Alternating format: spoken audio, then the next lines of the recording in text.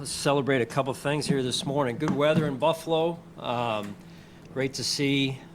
And also Josh Allen's birthday, right? So want to celebrate that. And also great to see the turnout that Micah's first and foremost, great to see Micah, but also great to see the fans support that event that Micah held the other day, and just really that connection of our team and our fans. And then I think it was a great day just to watch our players and the fans, to see our players with their helmets off and kind of just being themselves out there and having some fun. So great to see and a great day for it. So with that, I'll turn it over to you. Is that a good thing? Josh turning 28. It's a reminder. I mean, he's getting short. No, but You may want to ask his parents that. no, but he's not getting any younger. You know what I mean? I mean, just to be short in the fact that it's a reminder that, you know, he's been here for a while and he's, as much as he's accomplished, there's still some things that are missing. And what have you seen of him over those years and how he's grown?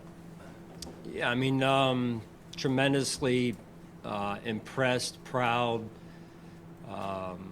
You know, first and foremost, you care for the person, right? And the relationship that we've formed, and watching a player who, you know, not being from here, comes here and really makes his mark on the community, right? Let's just start there.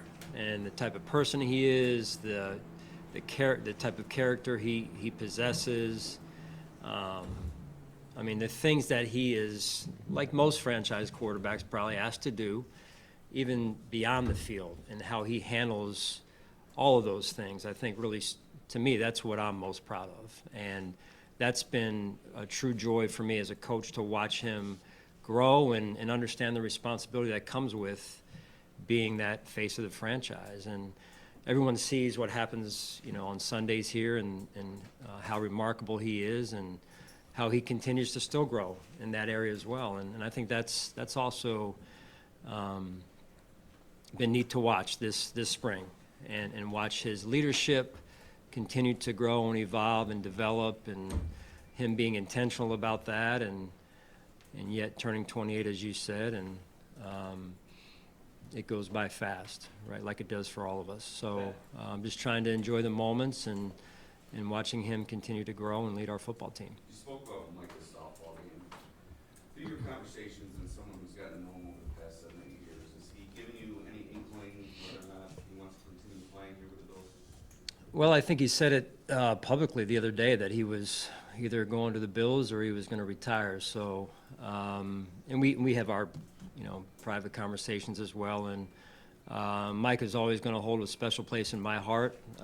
Again, I remember, you know, going on 8 years ago now, standing in front of you guys and introducing Mike as one of our first free agents that we signed here. So, again, the mark that he's made on this community and this team, this organization, it'll last a long time. And he and I were discussing the other day and the value of the softball game and home run derby. And I mean, it's real easy when you're done playing, right, to just, hey, done playing, I use that term loosely here with his situation, flexibly, to just not do that anymore, right? But I think it, again, shows the type of person, the type of character, the type of family that the Hydes are to continue to want to do that here in Buffalo. I mean, that just says a lot about who they are. Would it be fair to say that you just told Micah to stay in shape? Like the A.J. Klein thing last year, where you get thin and you need help, and you got a guy you trust, and he's in shape, plug him in. Mike is always going to be on our radar, and you know, we'll see where it goes.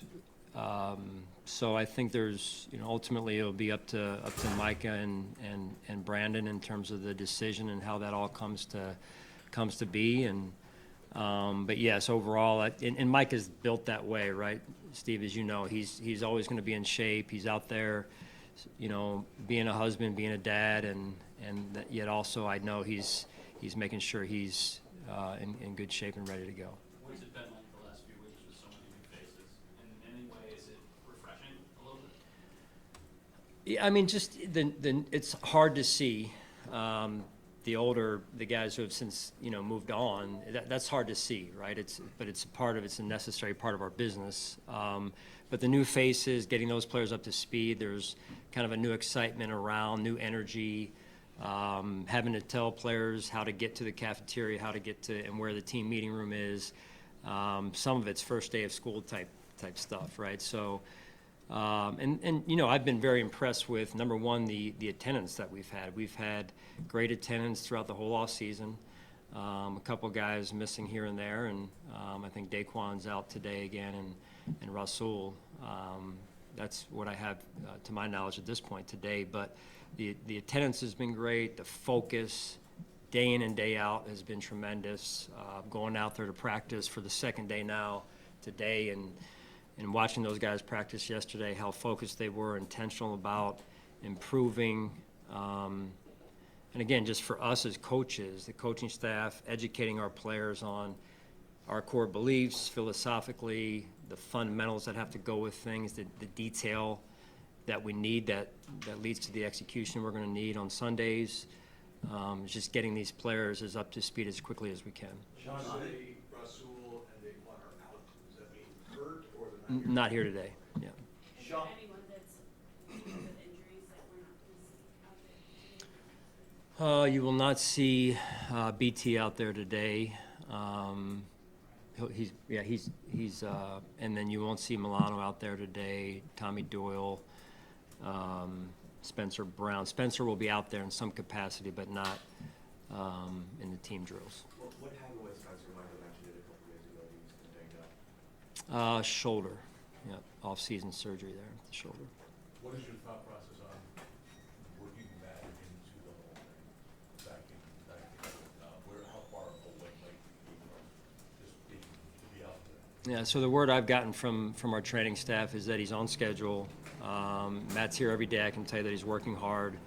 It's probably going to be more closer to training camp until we see him out there, and maybe some drill work before that, maybe not. It'll just be how he continues to progress at this point. Sean, tell us a little bit about just the experience that you're going to have at the receiver position and what kind of different dynamic that creates and opportunities to come out of that. Yeah, a number of new faces. I think it was eight new faces or more.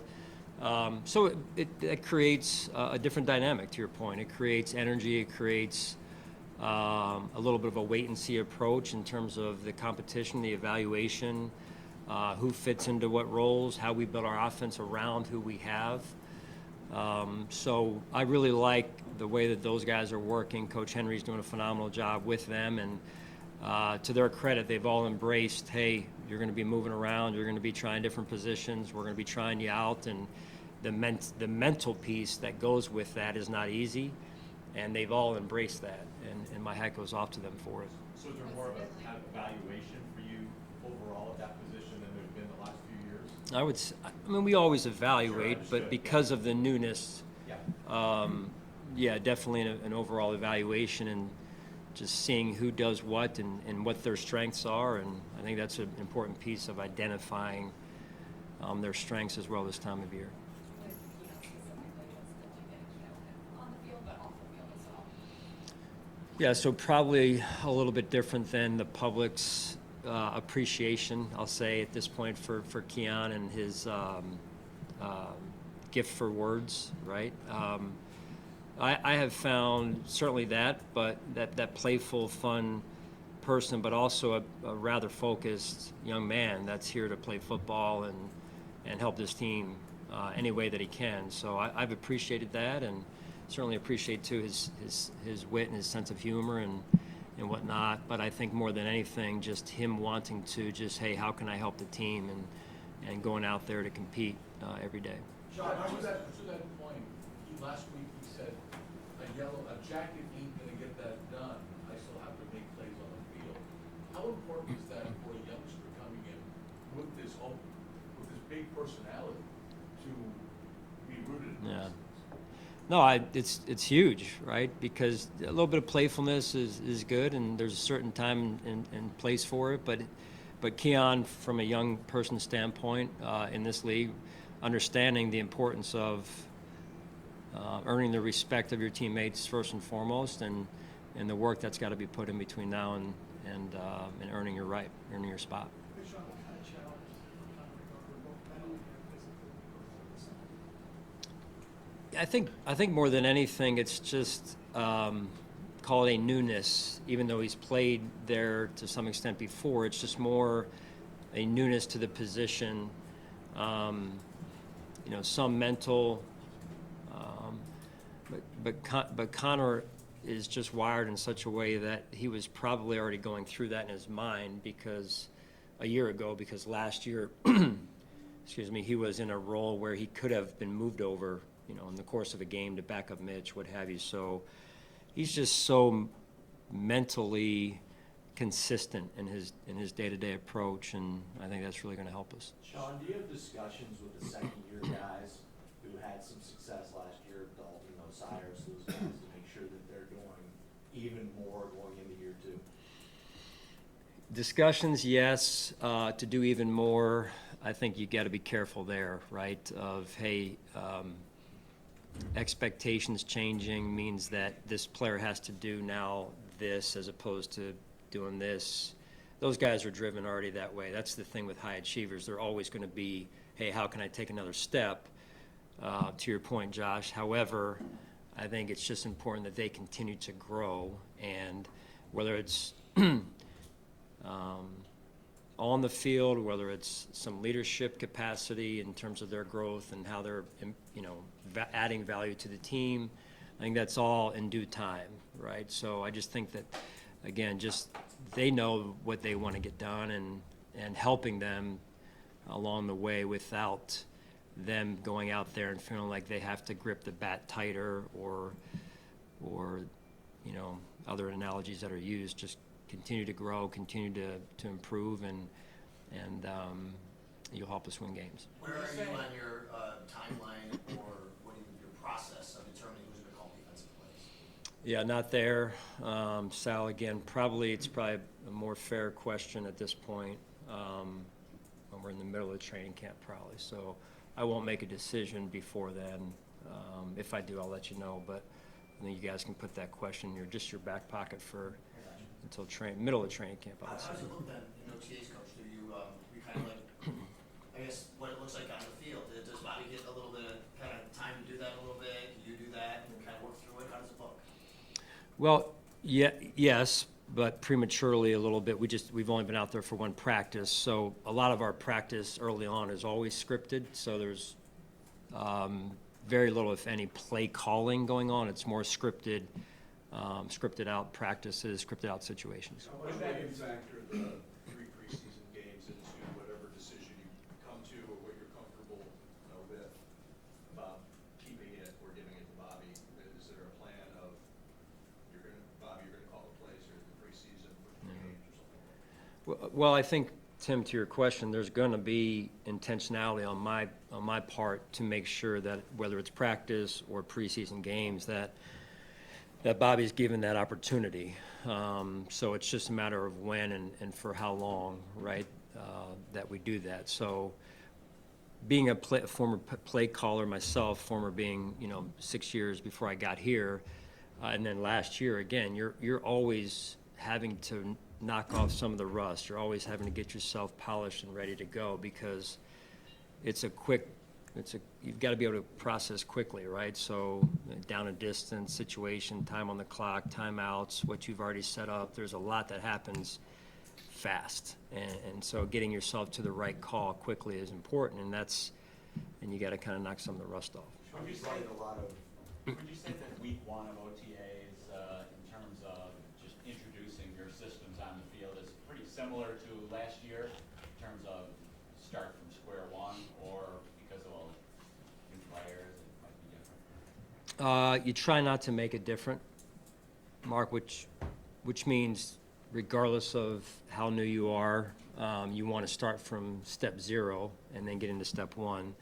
That said, yeah, there's quite a number of new faces, as has been mentioned a number of times, and so it's not assuming anything at this point, right? Not assuming that a player coming to us, even from another team, knows, what we value, right, and how we expect to play technique-wise, fundamentally, so on and so forth. Sean, you guys have brought in a lot of pieces in the wide receiver room. Chase Claypool, one of them, had a bunch of ups and downs. What went into the conversations and bringing him in, and what has been your impression since he's been on? Yeah, very impressed with Chase.